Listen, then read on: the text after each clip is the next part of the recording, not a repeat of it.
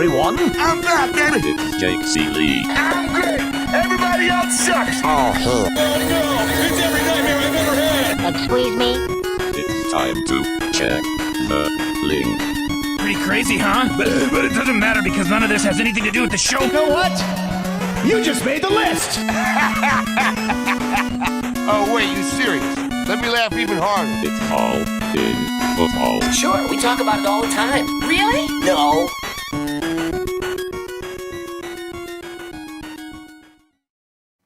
What is up, you ducks? It's been a while. It's been another week. It is All in Football on Best TV and FTN. Now, kind of a co-port. As you can see, if you're watching, Chris Meaney has the FTN hat on, which if you want to go check out the work over there and make sure you're making some good bets. I haven't bet yet in hockey, Chris. That's why you're having so much success. I'm waiting for you to get like plus 150 before I drag you down, just so I know you finish over plus 100 for the season. But make sure you're following Chris at Chris Meaney over at The Athletic is where I'm at, theathletic.com/besttv, all capitals. Still gets you a first free month, so check that out. And just like last week with Jeff, when we did a way too early look at 2022 rankings at quarterback and running back, we're going to do wide receiver and tight end today. Although I do want to give credit to Meaney because it's been a while since we've done our playoff. Really, we did our draft. And my team's completely out the window. You know this, Meaney. Anybody who watched that show knows this. I got stuck kind of pushed into a corner with going heavy Cowboys because, I wasn't going to draft 6 different teams because that's not how you win. Well, because I went heavy Cowboys. I'm far and away out of that one. I also went with a little bit of Bills. They were so close, Chris. All right, you were pulling for the Bills too, weren't you? I was, yeah. I mean, selfishly, I was pulling for them as I was with you. I don't know if I don't remember if you had them as a Super Bowl winner or not. I think you may have had them in the Super Bowl. I had them to win it all. I thought that they were going to win the Super Bowl. That was my preseason pick. I thought that they would get Bills it done against the Bucks.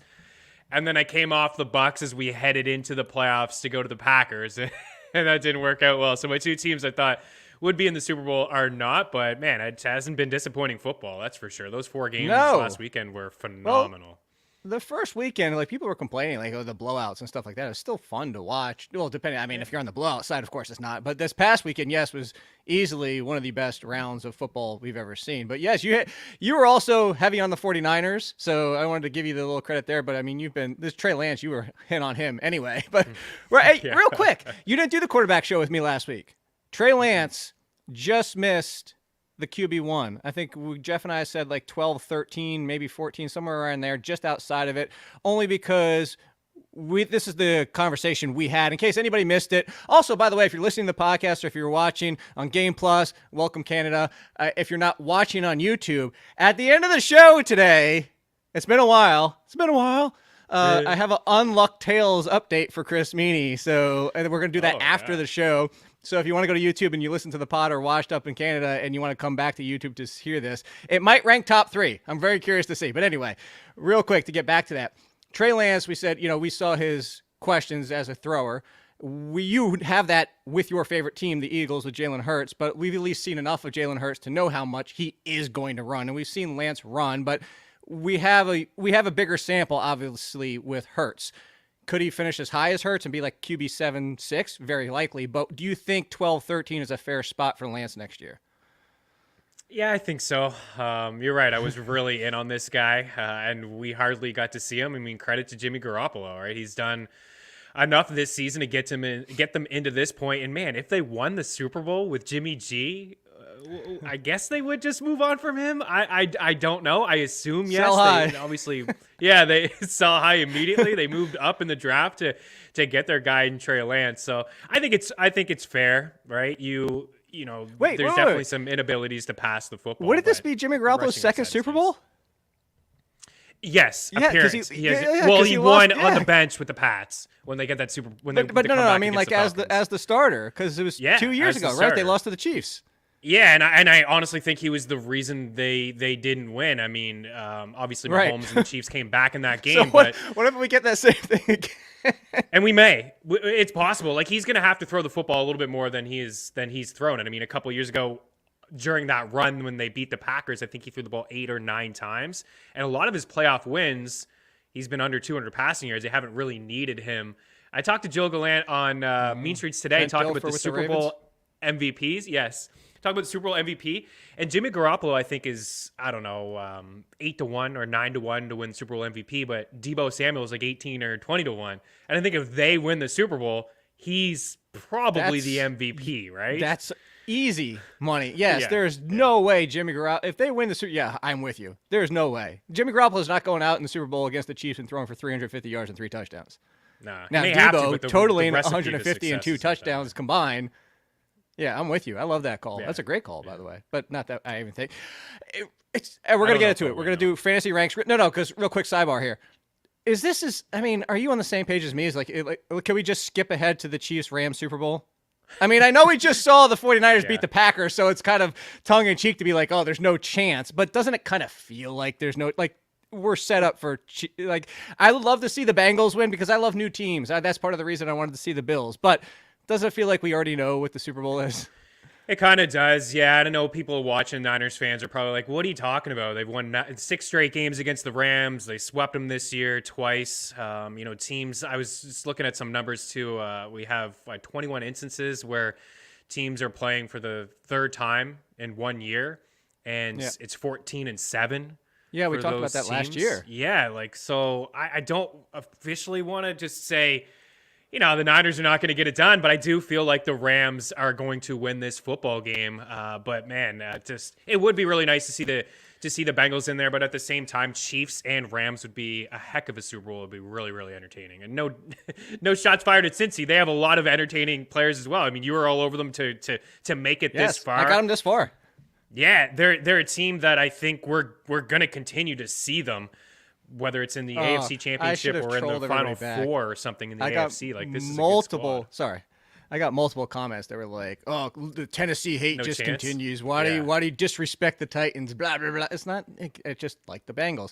I just realized while you were talking too. By the way, I need to like lean into the camera like you do because this sweatshirt makes me look like I have no shoulders and like this big solid like offensive lineman midsection going on here. So that's why I was sitting like this. It's just kind of like the last one before we get through the. Actually, you know what? This kind of ties into it. So let's get to the fantasy rankings. You tweeted out something from this past weekend. I made a lot of DFS money, but not a lot. A lot respected to like I only play in the 10s and 20s. I'm not out there with the big guys playing 4 digits, 5 digits stuff. I made some decent money for the weekend. Buy some extra food this weekend. For Gabriel Davis, I was all over and this was even with Diggs in my lineup. I went full on Bills. I had Allen, Diggs, Singletary, and my lock of the week was Gabriel Davis.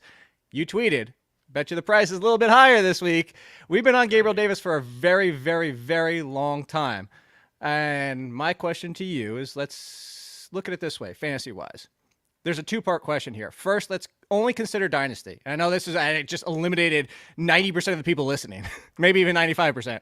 But do you agree with me right now that you don't have to sell them, but there is no better time to see what people are willing to trade? And this is the one I threw out to Nando on the Athletic podcast, Chris. I want to say you are the Davis team. Would you accept if I threw your way Allen Robinson and a 2nd-round pick in the rookie draft? For Davis? Yes. Yeah, I may take that. Yeah, I may take that. And I think this is a perfect opportunity to do like those Juju Smith-Schuster in the 2nd round. Jack, you might even get a late first. That's my point. It's like, this is the time to sell, is it not? Yeah, I think so. And it does pain me because you're right. We've talked a lot about him, mentioned him before the season started as a guy that I've really liked. And then Emmanuel Sanders is in there, and we just didn't really see the role. But what we talk about all the time is, I mean, you have to make guys available in your dynasty leagues, your season-long league, keeper leagues, when they have this kind of explosiveness. And we've seen it across other sports, too. I remember Jacoby Ellsbury back in the day had an amazing postseason. He was drafted really high. Baseball. Other guys have had amazing postseasons and playoff runs. And, the spotlight, everybody is watching it. It's prime time. Everybody is focused in. They see what they are able to do. And they just expect that kind of, production moving forward. Now, I like Gabriel Davis. I think he's fine. I still think he has a lot of room to grow. Are they going to bring in another wide receiver? That's possible. I think Emmanuel Sanders is done. I don't believe Cole Beasley has a whole lot to offer either. They could bring in another guy. So we looked at the roster too. Josh Allen loves this guy. Loves him. Yeah. So as of right now, There are only 4 wide receivers on the roster for next year. It's Diggs, Beasley, 1 year left, and they can actually save over $5 million by getting rid of him. It's only like 1 point something dead cap, and he got phased out. And then it's Davis and it's McKenzie. It's not even the other one. Now I just forgot his name. The other one that popped off like a game or two. Crap, I can't even think of it. Anyway, continue. So like, I'm with you in the fact that I could see them bringing somebody in too. I mean, that might be an Allen Robinson landing spot. The Bills are so set up that they're now a team that's like the luxury of like, where do we just go from we had a C grade player here, let's get a B plus grade player here. Like that's how stout this roster is. That it's not you're not trying to overhaul like a lot of other teams are. Right, exactly. Just the fact that he's linked to Josh Allen. I think we all like Josh Allen. We have a ton of respect for him. He's got the big arm, and man, for quarterbacks. He might be. I mean, I can't see why he wouldn't be. He finished his quarterback 1 this year. Did he not finish the last year too? Is this back-to-back years now he's finished his quarterback 1? Yeah, because Mahomes missed time. So yeah, Mahomes missed some time. I mean, but just Mahomes was rushing still going upside. 1-1, like 4 quarterbacks. I should stop saying that. QB1. He was still going as the first quarterback off the board. Like I think, you know what? That's a little sneak preview for something we're going to get to, the tight ends. Like the Mahomes is officially done as the first quarterback off the board is basically what we're saying.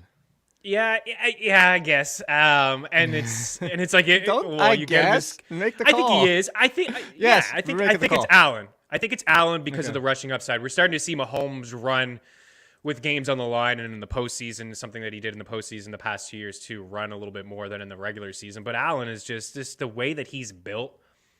Like, I was shocked there was a moment in that game where they didn't go for it on 4th and 1 on their own side of the field. Now, if it was Brendan Staley, they would have went for it, no question. But the fact that he could just get that 1 yard whenever he wants, the quarterback, the quarterback draws that they run in that offense.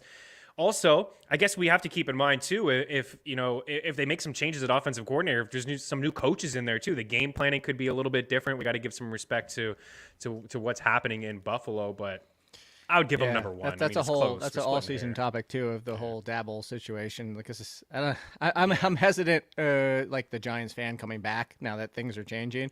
I just don't know. I look at real quick version. Look at Dabble's track record before Josh Allen. And I know that Josh Allen looked pretty poor as a rookie. So but again, this guy kind of pulled the kitchens. He got dropped down to a tight end coach before he came back to came to the, I don't know. Anyway, real quick. Yeah. To double check last year, Mahomes was still ahead of him in points per game, but because of the extra game, Allen finished first. So, but now he finished first and also in points per game. All right, so besides Gabriel Davis, let's start up top. We're going to come back around. I see your question, Jay. I see your other comment. You can go kick rocks. So we're going to continue. We're going to get to Amon-Ra St. Brown because I actually looped a lot of second-year wide receivers together. So let's start at the top. Let's start it with the Cincinnati Bengals and Jamar Chase and T. Higgins. So actually, we can even loop in Tyler Boyd because none of them are going anywhere right now. You want to talk about an offense that looks great again for next year. But Jamar Chase, I initially had him at 5. Here's my question. Is that too low?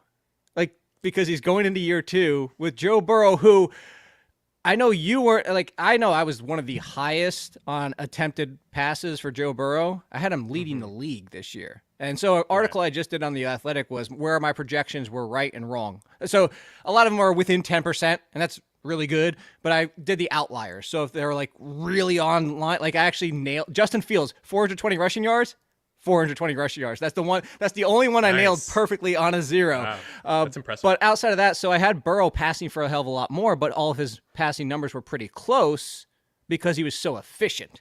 So what I'm saying to you, Chris, is that he's going to be this efficient, a 70% completion rate, throwing touchdowns like he is, throwing air yards like he is Chase potentially taking another step forward for now being he's only second to Randy Moss for rookie wide receiver touchdowns.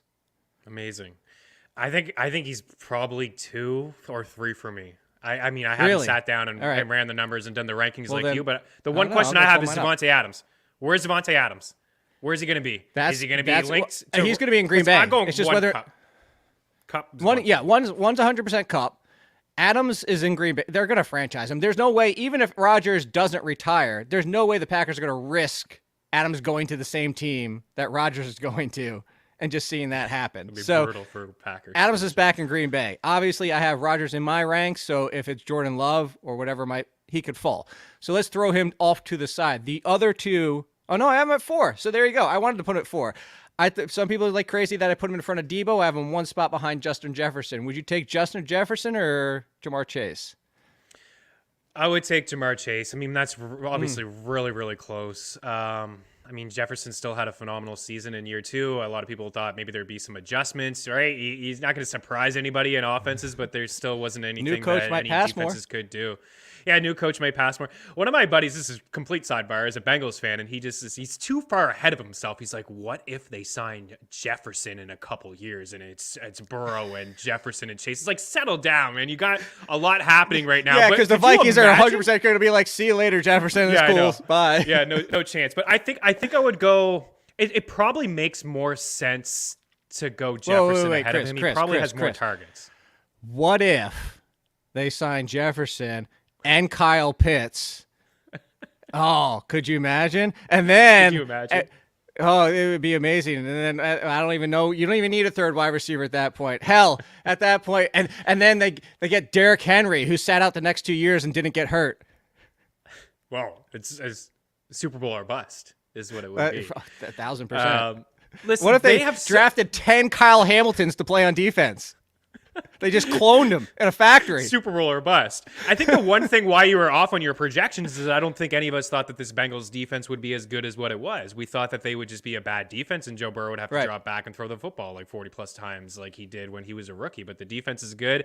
They still get a couple of years on this rookie contract for him, for Chase, Higgins. So they could acquire more pieces, offensive line pieces or defensive pieces where maybe he doesn't throw that much. But the efficiency, to your point, I think I got to go Chase ahead of Jefferson. But if you're projecting targets, you probably feel like Justin Jefferson has more targets than Jamar Chase. What if they trade Burrow for Brady next year, too? Ooh. I don't know if they should do that one. I don't think they should actually do that. They should do that. I said a couple weeks ago, actually it was a long time, maybe after week 2 or 3 about Boyd and Dynasty. I thought maybe he'd be the odd man out, that they would trade him.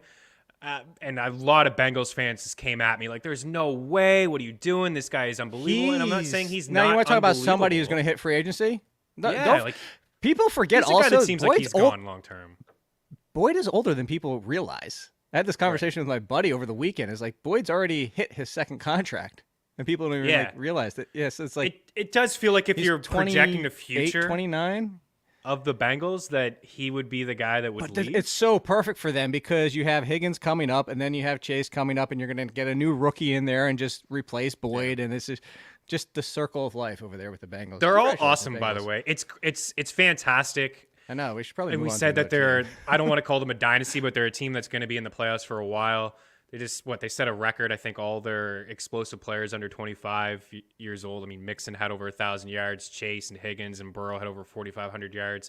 And I don't know if you saw the play. Your colleague Jay Morrison of the Athletic had tweeted out. I think Brian Callahan, the offensive coordinator of the Bengals, was talking about that final play when the pick happened with Tannehill, and then they had a play. It was like under 40 seconds to get into field goal range. And, of course, who did Burrow throw to? His boy, Jamar Chase. But all 3 guys beat their guy on their route. Like, Boyd was open, Higgins was open, and Chase was open. He could have went any way that he wanted to, but the connection that these two have is off the charts. It reminds me of Adams and Rodgers, and it's pretty freaky to see them do it in their first year together in the NFL. I know they did in college. Yeah. It's a big difference. I know exactly what you meant. All right, so let's go back to your team, kind of, in the playoffs, the 49ers. This one's interesting because I just mentioned Debo's at 5. I don't like that as much if Lance is at quarterback because and then again, right now, Lance looks like maybe they do go right back to Jimmy Garoppolo and say until he proves he can't again, then we go to Trey Lance. But does that affect you, Trey Lance, because it's both Debo and Ayuk? And is 5 too high or is 5 fine because maybe he's quarterback proof because of now his 4, 5, 6 rushing attempts per game? I know he's such a weapon. I can't even think of players that have done the type of things that he has done over the past little bit. This should have been his answer to me at the Combine. Remember I told you I asked him what's his most underrated skill, and he said, "Oh, great question. I don't know." It should have been, "I'm an amazing runner too." Was he not aware, or was this a Shanahan thing? Like, credit to Shanahan for doing this. They asked Devonte Adams, like, would you ever take a carry out of the backfield? Or somebody's like, no, I've never, and I never will. I'm not built like that. I don't have that kind of mindset. But did Debo, like, when you asked him that question, you talked to him, he probably wasn't thinking that. He's probably thinking, like, yeah, I mean, you give me a screen, I can take one to the house, or I can return a couple punts. Probably wasn't thinking rushing. He probably wasn't thinking that he would be averaging He's the 50 only rushing player yards that didn't per give game me over an the last answer. 6 or 7 weeks. And I got that question from Emery Hunt because Emery said it's the best way to get the players to talk about themselves without making it obvious. Which is, yeah, I mean, that's good advice. Yeah. I think where you have him is fine. I think he is probably quarterback proof, but we know that Jimmy Debo versus Diggs. I would go Debo. Okay, Debo versus. Oh, you know what? Why don't I just pull up my rankings? Yeah, Debo versus.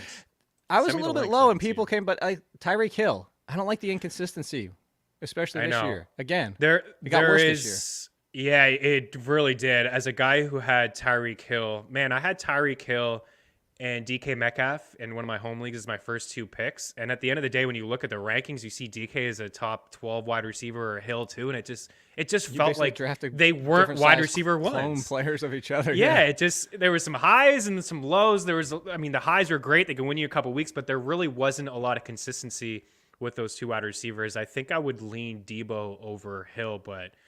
Again, I think Hill has that higher ceiling.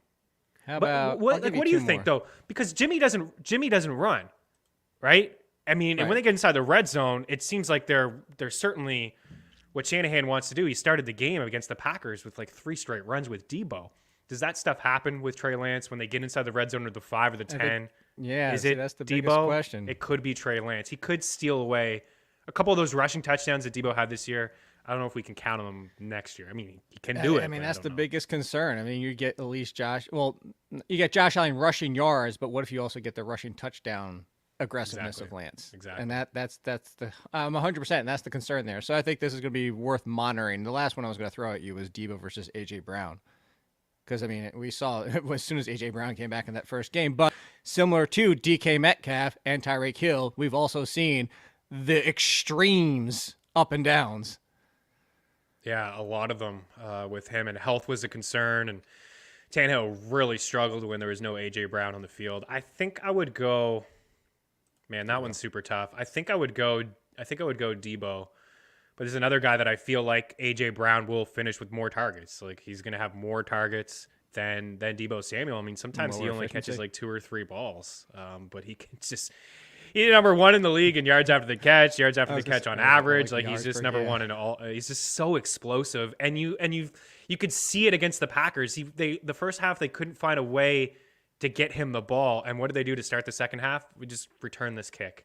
And then he brought it to midfield, and then all of a sudden he started getting into a flow. He is so fun to watch, man. Extremely so fun to watch. All right, so let's go back to. He really has sold that. He's extremely fun to watch. Yeah, I dream about him. So just go back to the Cooper Kupp. You brought that up. I did Fab show over the weekend. Michael Fabiano. So for everybody out there, it wasn't a name drop. It was just so people knew what I was talking about when I said Fab. It's Fab show. What the heck is that? Yeah. So I did a show, and he asked about my rankings, and he said, "Are you really that confident in Cooper Kupp repeating?"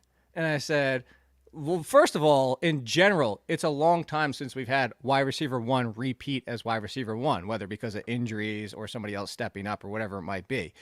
But what I pushed back with is that twofold. One is Kupp, even before Woods got hurt, was seeing the same volume that he saw after Woods got hurt. Actually, the Woods injury didn't even affect him up or down. He stayed the same Kupp the entire year. And then the second part of what I said is, where did everybody have Devonte Adams this year? Right. Wide receiver 1. Exactly. Nobody questioned it going into this year. Nobody said, oh, you really think Devonte Adams should be wide receiver 1? Do you think he's going to be able to repeat? I said, so why would anybody go into next year and say the same thing? So I'm assuming from the sound of it, you are lockstep with me on this. Absolutely. Yeah, I mean, as long as Stafford is there under center and Sean McVay is calling plays, I'm giving the benefit of the doubt to Cooper Kupp. He led everybody in targets, catches, and yards and touchdowns. I don't know, is he going to have 2,000 receiving yards? Yeah, it wasn't even close. If he has 100 yards this weekend, he breaks an NFL record for the most 100-yard games in a season. That's including postseason. That would be number 13 for him. And I think he does it. I think he may do it by halftime. Extra game.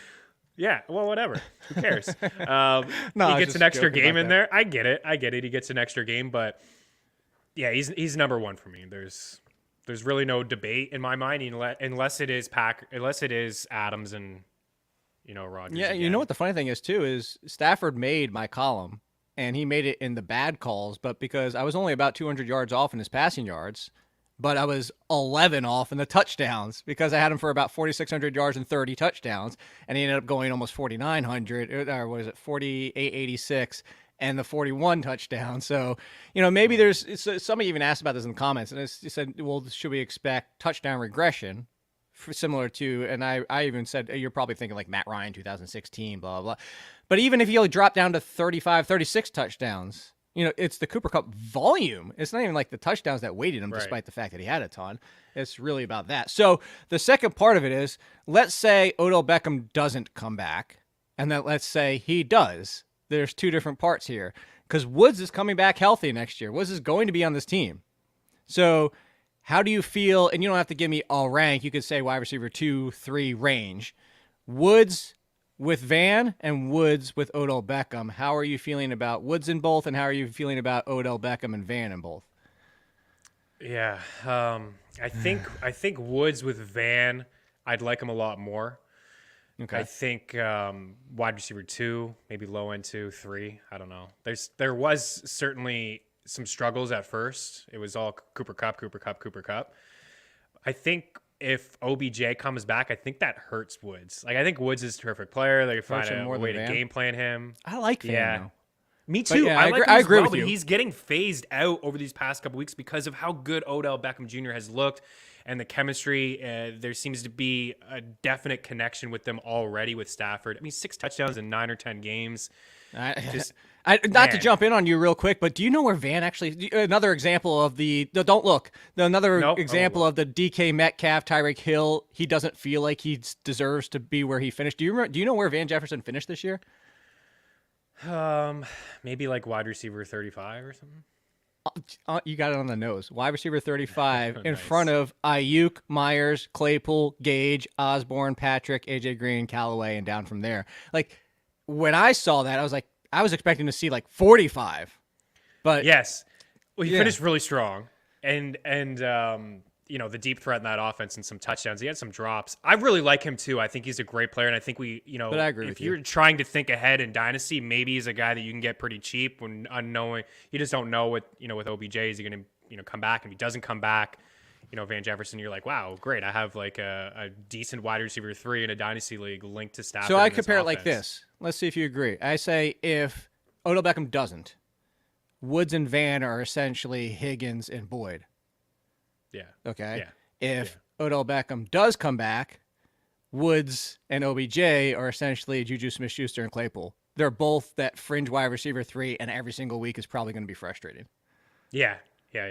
It's Okay. like So just you draft Stafford. I do agree with what you said. I think there's. Oh yeah, I think buy the cake, not the OBJ has icing. a We haven't higher- talked about that in right. a long time. That's your slogan right there. Although I think OBJ has a I don't higher know, ceiling. is I think Cup we can just agree. part of the cake? Is he like the second layer I of the think so. cake? He's basically. I don't Yeah. think he counts as icing at this point.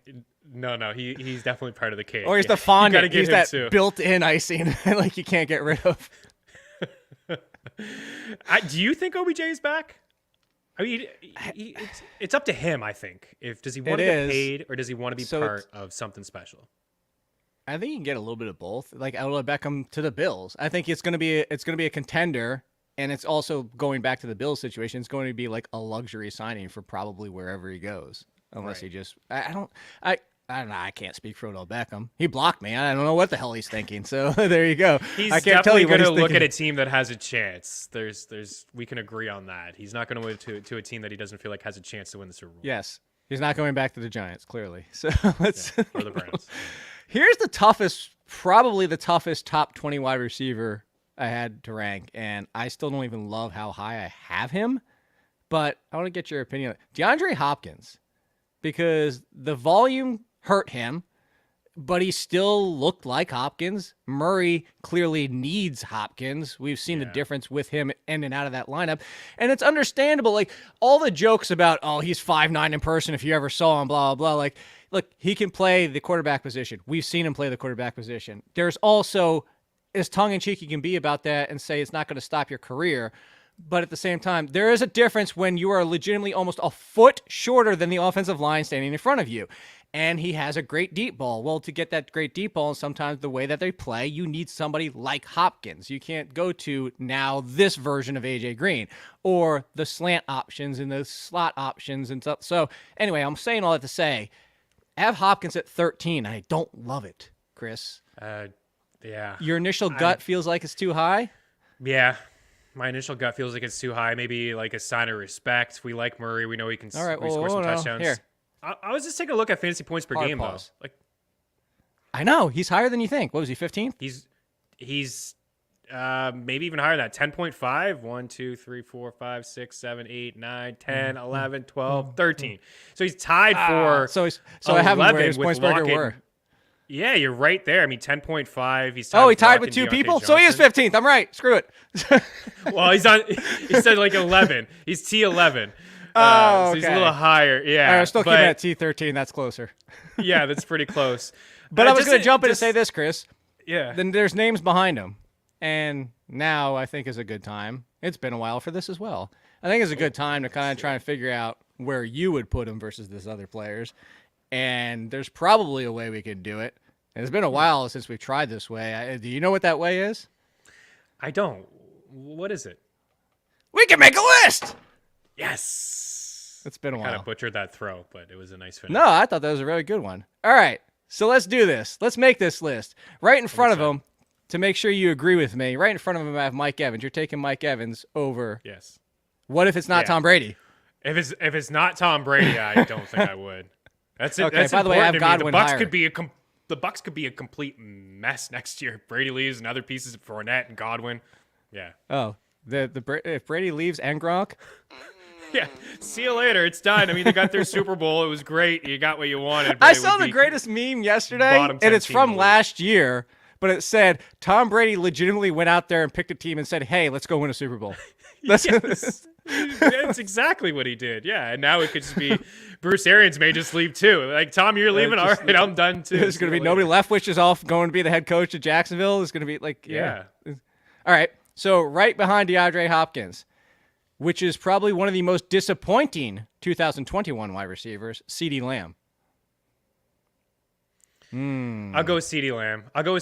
Really? I'm trying to look ahead in the future. I know think I'm one of Amari the lowest Cooper's on gone Lambs from that right team. now. I think Cooper's going to be gone You're from going that team. I think they're going to don't know. make they're going to do something drastic this year. I know Gupp is up at the end, his contract, or Gallup, he could be gone.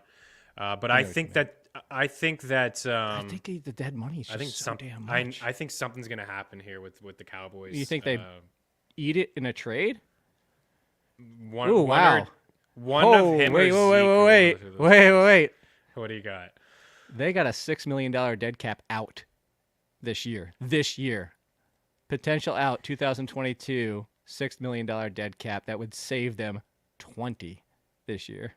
I mean, they're really up against it with him and Zeke. He's owed 20 the next 3 years. I think But you can't do that. That's we're not getting a little that. crazy. Amari Cooper's yeah, on we're the getting a team. little crazy here. We're getting a little crazy. Yeah. We Cooper's have still on time the to figure team. that out. I would go CeeDee Lamb.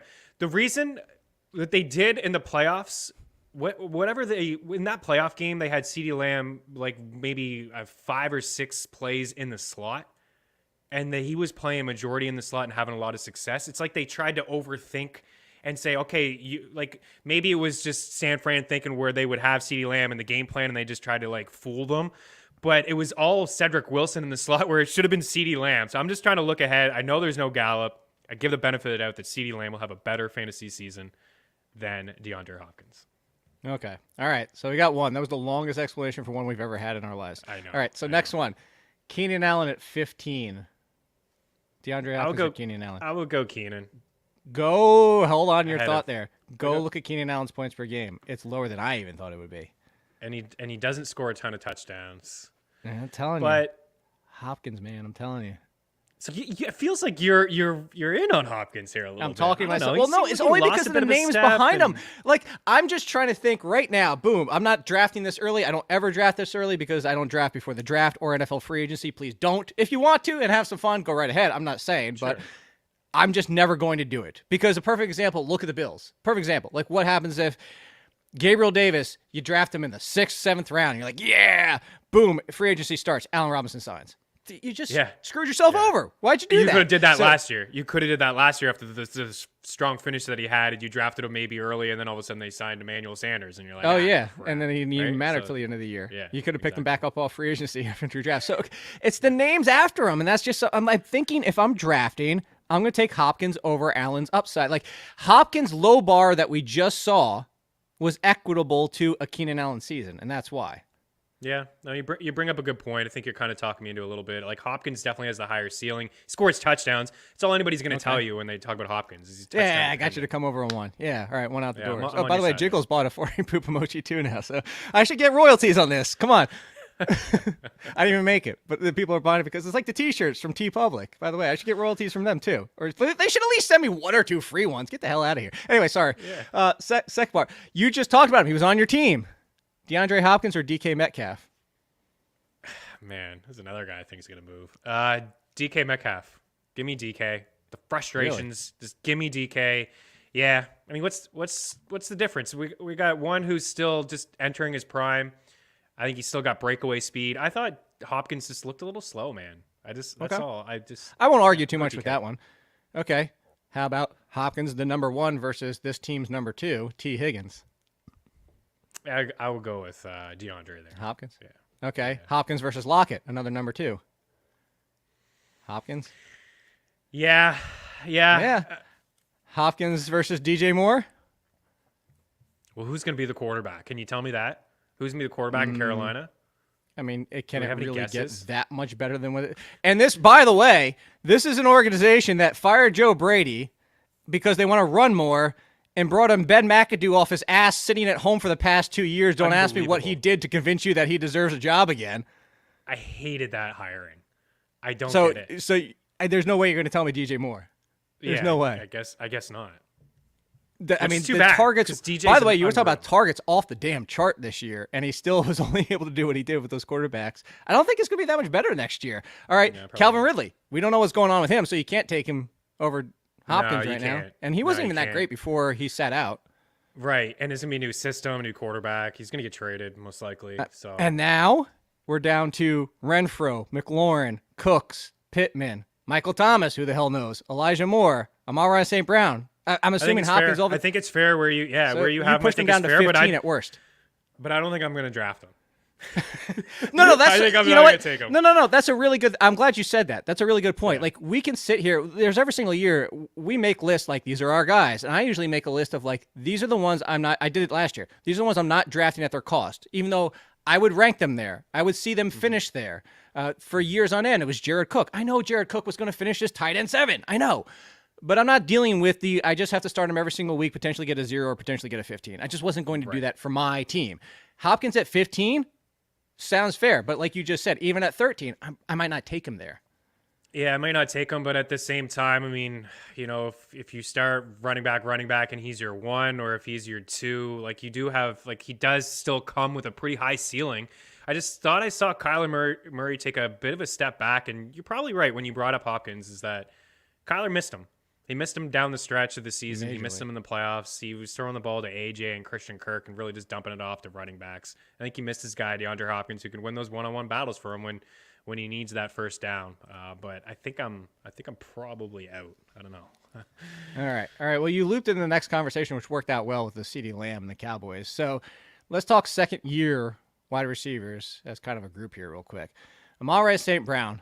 That was the one I got – of all the players, as soon as I drop my list of rankings for 2022, the one I get with, why are you so low at Amon-Ra St. Brown? I had him at wide receiver 27, which was at the time 15 over consensus. Interestingly enough, now he's plus 6 instead of 15. I wonder why that happened. But anyway, 27 sound about right for you, Chris? Here was my pushback to the person who said this. I said, look, Amon-Ra St. Brown, volume. No Hawkinson. No DeAndre Swift. Essentially, right. I'm not even counting how many times did Swift even get in that game towards the end of the season? So, games, plural, sorry.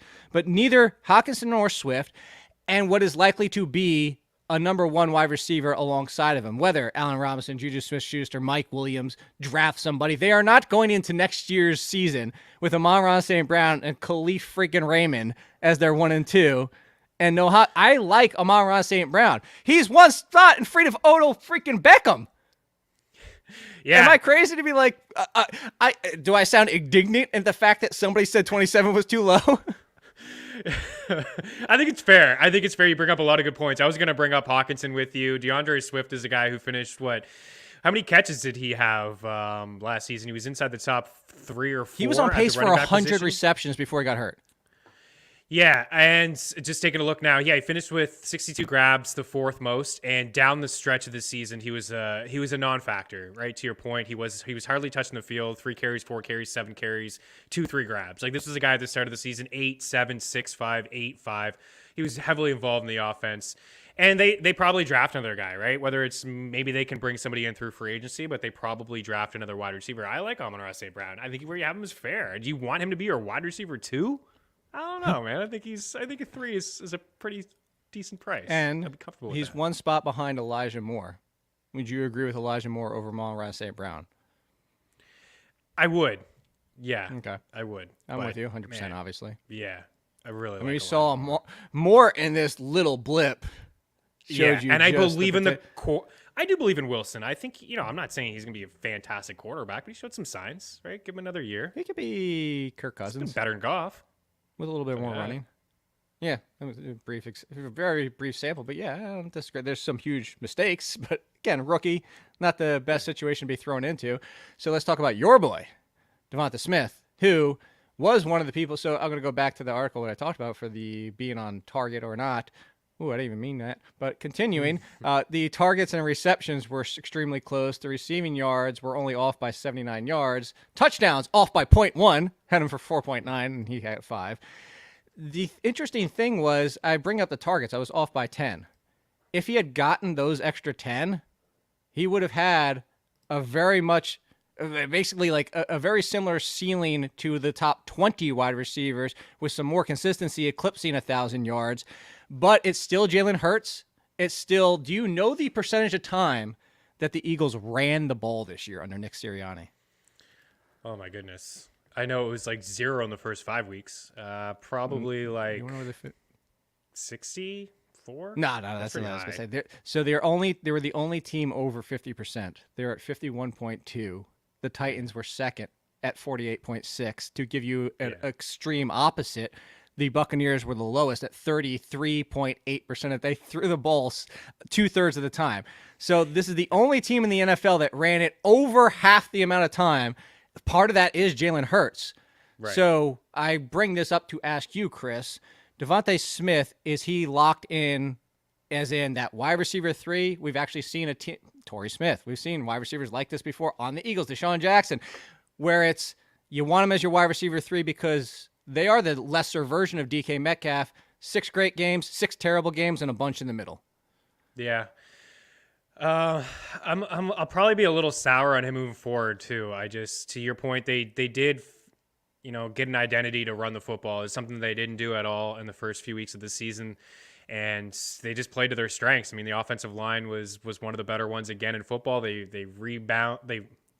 We'll say that. Like last year was brutal. Everyone got hurt, right? Yep.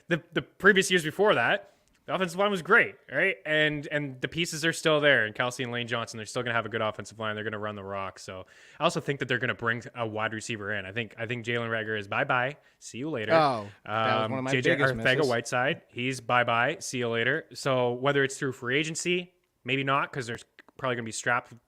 I think they draft somebody. Maybe it's one of those first 3 picks in the first round.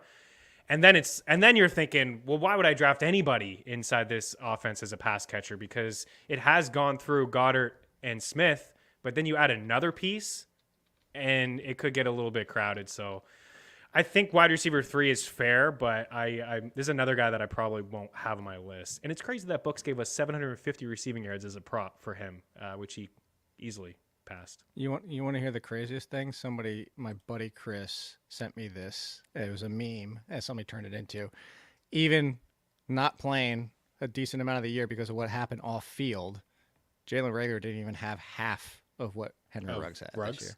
I had the same meme was sent to me. You saw the same one? That's I saw the same one, right, and I got nothing to say about that. So Bateman, Tony, Rondell Moore, real quick, your most interested of those three second-year wide receivers, who would it be? Maybe Bateman. Okay. Actually, kind of like all three, to be honest. But I think Bateman. That's why I kind of like would be the one. Yeah, I think all three of them are pretty good. I mean, where do you have Waddle? As we're talking about second-year guys. Oh, he's wide receiver 1 almost. Yeah. I have him. I have Jaylen Waddle. Where is Jaylen Waddle? Did he fall out of the? Oh yeah, I was gonna say he's way up. Yeah, he's 11 behind Deonte and Mike Evans. I mean, he could leapfrog Deonte if they're gonna go with Mason Rudolph. So I go with that one. Of the rookies, or not rookies, sorry, of the free agents, Odell Beckham, Allen Robinson, Mike Williams, Juju Smith-Schuster. Who do you like the most? Thinking independent, don't care where he lands as of today. He has the least amount of impact on landing spot, or like the landing spot has the least amount of impact on the player. Like, who do you like the most, regardless? As much as I've ripped maybe Evans in who's going to be the quarterback, it's probably Evans. He's just been. I mean, we've seen him now with a couple quarterbacks that I like. Did you mention Mike Evans? Did you say Evans? No. I said free agents. These are free agents. Oh.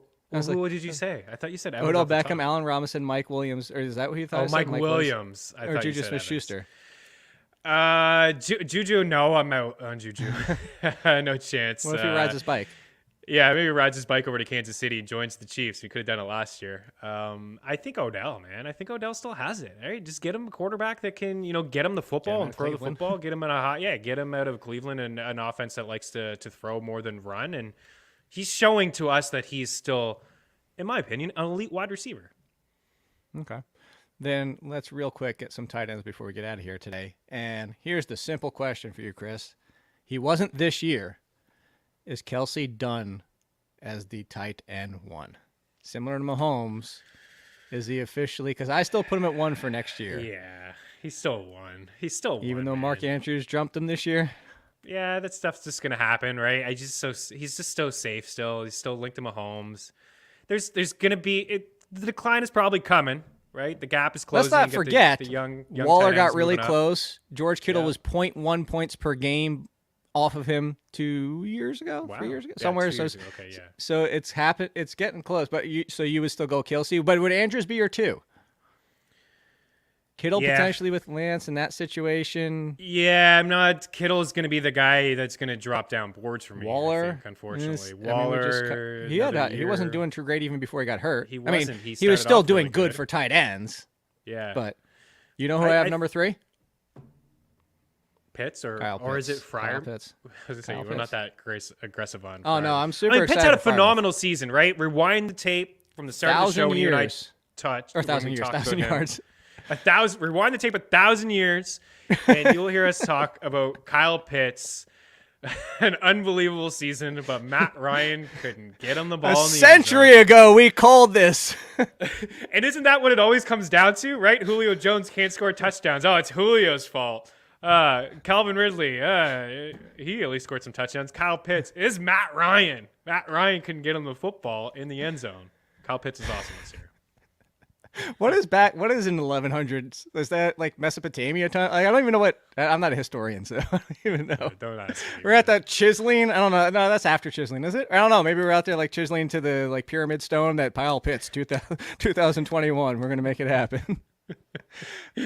I think you could probably make a case for him to be number 2 tight end if you wanted. Could I mean, I don't potentially. Andrew scores touchdowns. Without the touchdown, the fantasy skewed how great he was as a pure and granted he played a lot of wide receiver. But anyway, speaking of greatness, make sure you're following Chris Meaney at Chris Meaney. Stick around if you want to, or come back if you listened. If you watched in Canada, I got a brief story for Chris. I just want to see if this ranks inside the top 3. If you don't care about my dating fail stories, then don't even tune in. Who the hell cares? But some people do. You want to.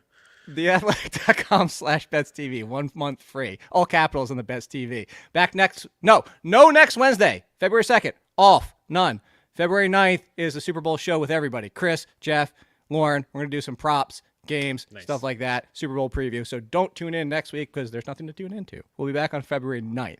So I'm going to pause. And now you get the story. So here we go. Here it is. I'm going to try to do it as quick as I don't want to destroy the story by being too fast, but I also don't want to make this a 10-minute story, Chris.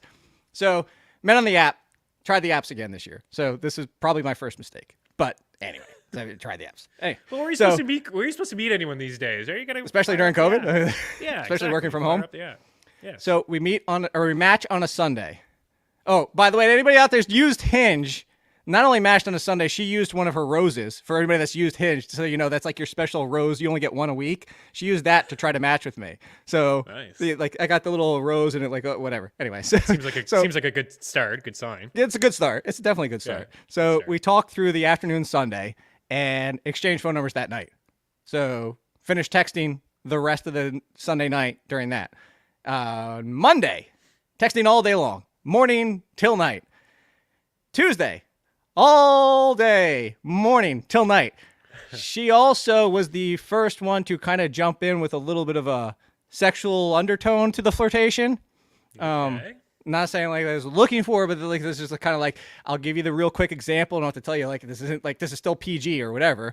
Some kids might not even understand in your area. So whatever it was, so we were mentioning that the fact it's cold and it's always nice to cuddle up with somebody and watch movies and stuff like that.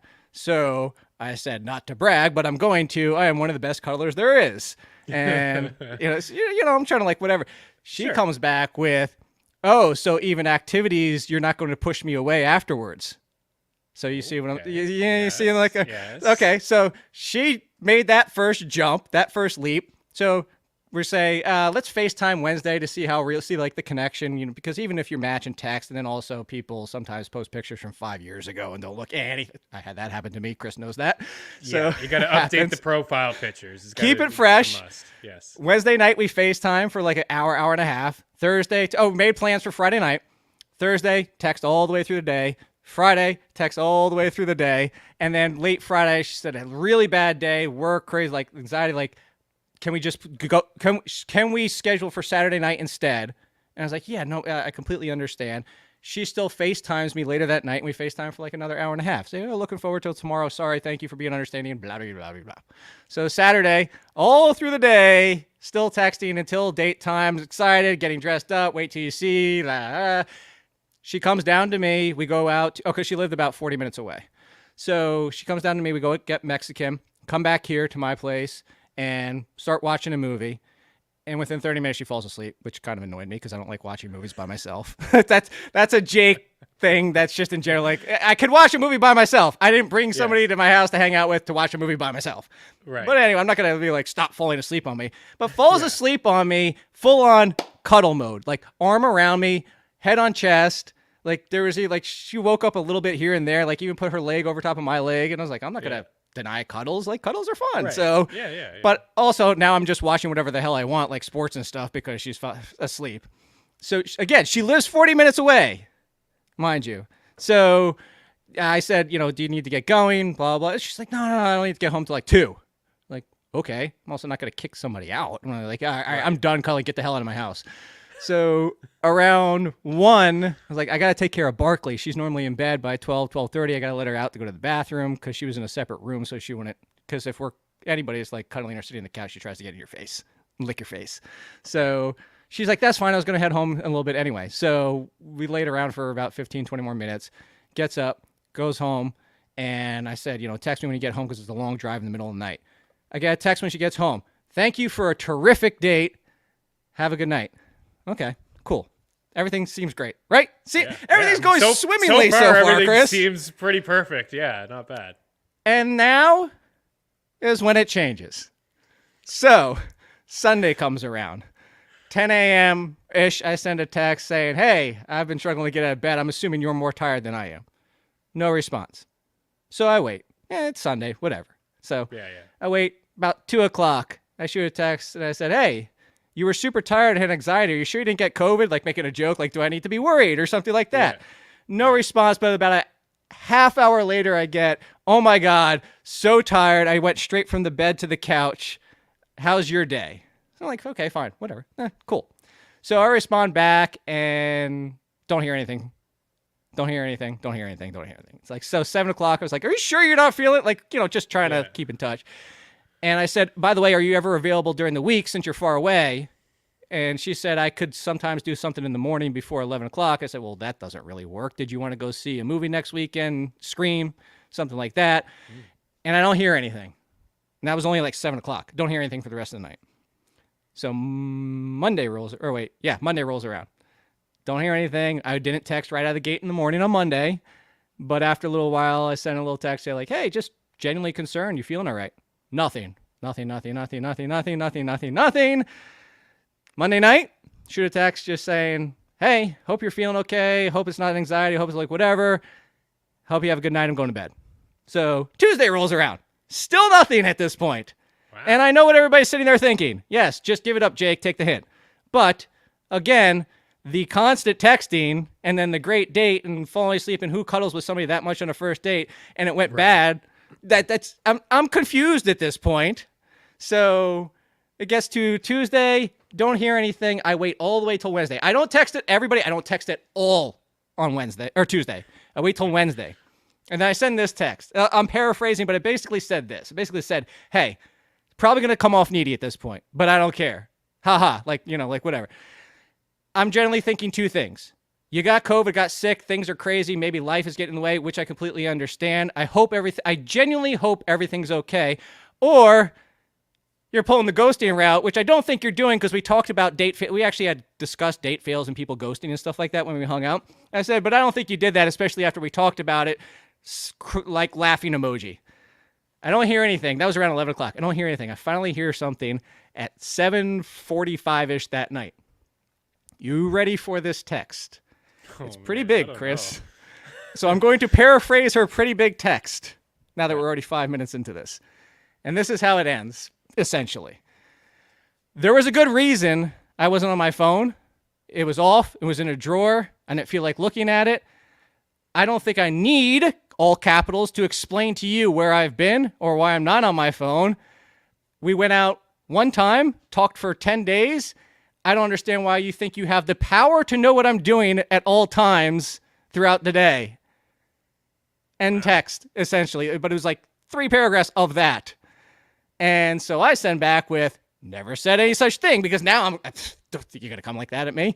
So I said, never any such thing. I was genuinely concerned. I think anybody who talked that much through 8 straight, 10 days, whatever it was, hang out with somebody, terrific night, would be confused to all of a sudden not hear anything back. And this is the response I get back. We're not on the same page. Good luck. Good luck. Wow. Not on the same page. Good luck. Does that make my top 3, Chris? Yeah, I mean, that's just, this is like an all-time high. Everything is going fine. I had no idea where you were going to go with this one. Again, what I say to you every time is I think that you dodged a bullet. Is like when I hear these stories, I always say, I think you dodged a bullet. I think you had, I don't want to put anything out there that, I just won't say what I was going to say. There's some highs and some lows with certain people, right? Like they could, they're on an all-time high, and then all of a sudden a flip is switched, a switch flip, and then it's like a totally different person. So maybe she's got a lot going on, in her own household. But you were just really trying to see that if she was okay and everything was fine. It's super strange. For one, a couple things that came to my mind when you're telling that story is. Well, you guys talked at length, nonstop. You talked at length, nonstop, which is normal and fresh and new, in a relationship. I think, right? You're in that phase and it's new, and you're getting to know one another, and all these stories and everything's good. But the cuddling, right? And that's the first date is not always like that. It's not always maybe you hold hands, maybe there's a kiss, maybe there's something more, but like the straight on cuddling the entire time, and then it would. I mean, if you needed a body pillow, I could have bought you one. Right. It makes me think that she liked you. She obviously, she was probably attracted to you. If she wasn't, she wouldn't cuddle with you. That's one, right? If she saw you right away, she'd be like, I'm not going to cuddle with this guy. I'll sit on this end of the couch. We sit on this side. We watch the movie and we'll go home. You asked her when she wanted to go home. She said, I'll go home at 2 a.m. So that part's a little weird. I don't know. Maybe you didn't seem like you were super aggressive after. We've had this conversation before, texting nonstop after. It looked like you weren't super aggressive there. You're just like, hope you had a good day. Hope you're fine. Hadn't heard from you. I mean, we sent 1,000 messages each. I don't think you did anything. I don't think you did anything like out of the ordinary here. I think, you checked up on a girl to make sure she was home all right. Make sure she's doing okay, because you guys talked nonstop for 7 to 8 days, and she kind of I think she just snapped. I think you haven't talked to her since? That was it? That was what, last Wednesday? A week ago? No. I mean, how do you respond to we're not on the same page? Good luck. What's thanks, the good page? luck. Like what page? Thank you. My immediate thought in my head was if I was going to respond, be like, what page and what book are we in? Like, you like came hard after me. I mean, I left some things out texting, like just because that's just not who I am. You know me, and it's just like so I left. But yeah. So anyway, no, I know. Maybe she was talking about my DFS lineups. Good luck. I don't know. Maybe it was. Oh, Luke said no. It was my bets this week. It was my best. Good luck. Yeah, good luck with your bets this weekend. Super strange, man. You just never know where somebody is at. You just had the one time to hang out with them. You seem like you know somebody, and then all of a sudden it's like, leave me alone. I'm not into you anymore. I don't want this. Or just say I wasn't feeling it, even though I used you to sleep on for 5 hours. Which again, I think is super strange. Which is more strange, that you cuddled that much on a first date, or you spent that much time just asleep. Yeah, the sleep. Maybe she was tired. When you tell that story, I was like, okay, that's a little odd. I mean, she's tired. People fall asleep in movies all the time, right? I mean, even the wifey here would throw on Ozark, and then at 5 minutes, I look over and she's asleep. I'm like, what? Really? You wanted to watch this right now, and you're asleep? So I mean, sometimes the setting and the lights are dim, and you fall asleep. What movie did you watch? Maybe that was boring. Oh no, it wasn't even. You know what? I thought about it. It wasn't even a movie. We started the Area Archive 81 on Netflix. Oh, okay, yeah. Which is like a semi-thriller, scary show, and should keep checked you out halfway through. Yeah. Yeah. Not enough for her, apparently. Oh well. Apparently, my cuddles were so damn. I told you my cuddles are good. They're gonna put you to sleep. It was like friends, Chris. If you ever want to come down here on the couch, you're gonna be like, Joey and Ross. You're Ross. I'm Joey. Yeah, you're gonna be laying on my chest, out asleep. Don't ever come here to watch sports. I do find it a little weird that she would just kind of ghost you after just talking to you. I just want to know if this made top three. That's yeah, because I felt it made top three. It's top three. There's a couple the dentist one I think is the one that stands out to me. I actually forgot about the dentist one. The girl good that you memory. met. That's a crazy story That's a good one. I'll never forget that one. Like that one probably takes the cake. But this one is up there, man. Again, I just it felt like you took some of the advice that like guys like Nando, myself, and Pizapia have given you just to chill on the next day, right? Not a lot of texting, but I got some wing woman advice from Lauren. Thank you, stepmom Lauren. Wing woman of the year. I think every guy needs a wing woman. Yes, because she's probably the better one to share the story with. She'll give you a lot better advice than. Oh, I shared it with her, 100%. Oh, okay. Yeah. She thought it was completely messed up too. Pretty. Bat crap crazy. So let's move on. And we'll be back. If you tuned in, I appreciate it. If you didn't want to listen to the story, you're not even here. So I don't even care. Whatever. At All In Kid. At Chris Meaney. Chris Meaney will give you life advice as well, as you can tell. One of the best. We'll see you guys later. Know about that. Cheers.